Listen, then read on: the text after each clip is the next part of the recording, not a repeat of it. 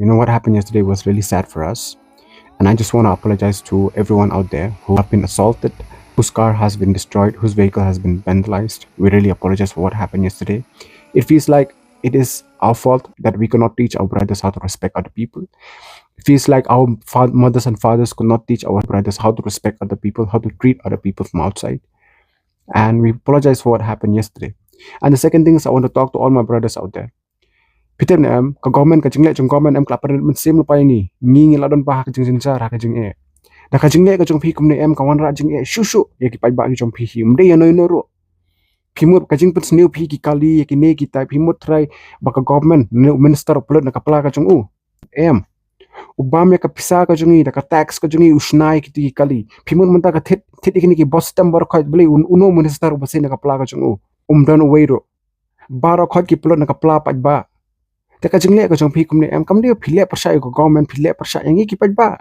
ki priu ki jongi ki basa sabar ka no ki rate men same ki iya ka jingjia kumne po state ka jongi ki priu no po haryana na po rajasthan ki tax yang ki ani so si de ka jingjia kumne po state de ban ka jingpan jo ke siom kamlat khindiat ro em kamlat khindiat ro ka jingpan jong ka ya ka mrssa ban pan phai ka mrssa ka ba ka dong kam ba ban thong kam thong jam ka ba byang hapon ni grams ka dong kam ba ban bahaya ka proses jong ka MPSC DSC ka bakong san bha panya ka public hearing ka bathmai nam tak shris men kalau ka bakong san bha kamlat khandia royam tamba dei pat kin mangin le komni ka ka issue ko amta bakini kim dei ki briew ki jongi kumno ke ngin ngai bakim dei ki briew ki jong phi ki hala ka slogan ka jong phi ki hala ka kerteng ka jong phi kumno kin ngin ong gi ki briew la de ngin ong bakam dei ki briew ki jong phi ki tu ngin ngai lada phi kem ye ki Pibat yaki, pipa pla yaki ba kitu ki briew kim dei ki briew ki jompi hang ta thrai ki briew kin sanget ba ki ne ki briew kim dei ki briew ki jompi. Kanno ka jing song si ban I kum ne pite pokok shnong thala de.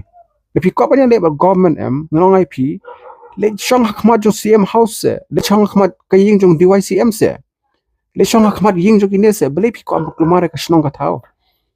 Pipun praya ki tiar kitar jong ki pajba pi sungok thrai ba ka government ka du nong. Pi sungok thrai ba kini ki minister ki du nong em du nong. Kini riti ki kwa yangi bangingin ngin dem shushu ngin don shu ta kajing seir hamen sim na de bangin ret shushu kajing seir ka jongi kamen sim ka jongi bakin yo nyon yangi bakin yo yangi ta kajing le ka jong pi kumne pi pen ret men sim yangi ni pen he men sim ka yangi sakali jingkli la de kata. I want to apologize again to those people who have been brutally assaulted yesterday, whose car has been vandalized, whose vehicles have been destroyed. We apologize again for what happened.